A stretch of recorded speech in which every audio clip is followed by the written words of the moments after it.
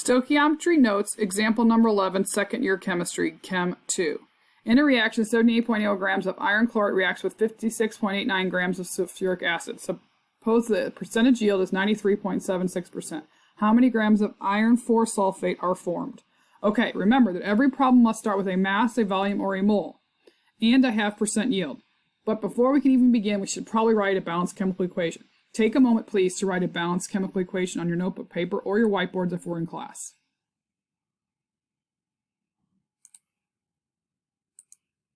Welcome back. Here is the balanced chemical equation for the reaction in number 11.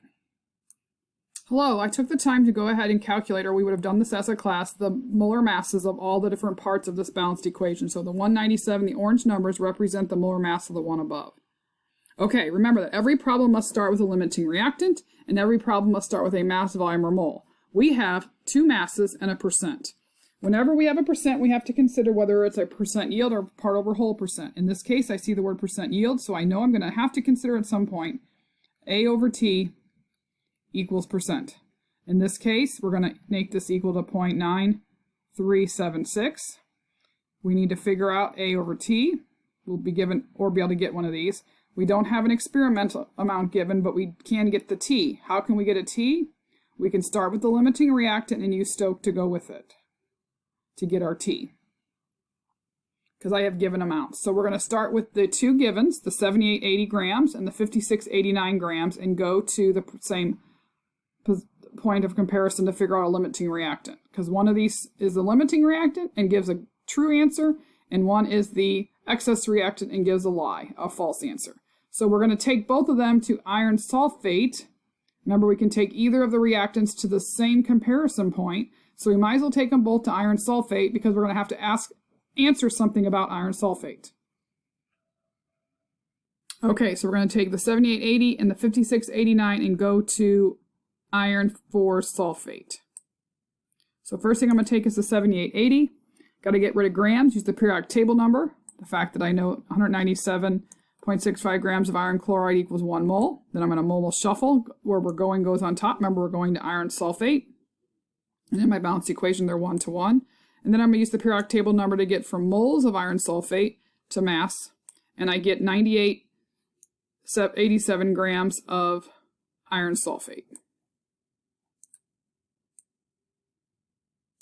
There you go. So that's one possible answer. So I don't know if this is a limiting reactant yet. It produced 98. We got to see what the 5689 grams will produce. Okay, so that being said, we're going to start with 5689 grams of sulfuric acid. We're going to use the periodic table to get from grams to moles. Then we're going to mole shuffle. Okay, let's look back at our balanced equation. 1 to 2 is what we should have gotten. Yes, we have 2 of these, and we have 1 iron chloride. Excuse me, 2 of these, and we're going to iron sulfate. So we have 2 sulfuric acids and 1 iron sulfate. So that's why we get the 1 to 2. We use the periodic table number to go from iron sulfate to iron sulfate grams, so 1 mole to grams, and we get 71.98. So this guy is the big fat liar, and this is the limiting. So this is the limiting reactant. This is the excess reactant. And the limiting reactant gives me the correct amount, theoretical amount, because the limiting reactant must produce the theoretical. The excess reactant cannot produce the theoretical. How do I know that H2SO4 is a limiting reactant? When I take both of them to the same comparison point, the one that produces the least amount of the same comparison point is my limiting reactant. Since iron chloride produced 98 and sulfuric acid produced 71, we know that sulfuric acid is my limiting reactant. It also gives me my theoretical yield, because remember, a theoretical yield must come from a limiting reactant. So we can take the 71.98 and put it up here where our T is. So we're going to put this into 71.98. Let me make sure I have memorized that correctly. 91, sorry, 71.91. 71.91. We're going to put this over 1. We're going to cross multiply. So that's going to be A equals whatever on my calculator, 71.91 times 0.9376. And we get times 100. Excuse me, not times 100. I apologize. Let me try that again. We don't need to multiply by 100 because we already have a percent. So we're going to take one more time, 71.91 cross multiply times 0.9376. And we get 64. We get 64.42 grams. Now, let's talk about A over T, because we need to emphasize this. This all must be the same stuff. What was the 7191 of? Well, remember, it was of iron sulfate. And so was our percentage. Okay? Because we yielded 9376.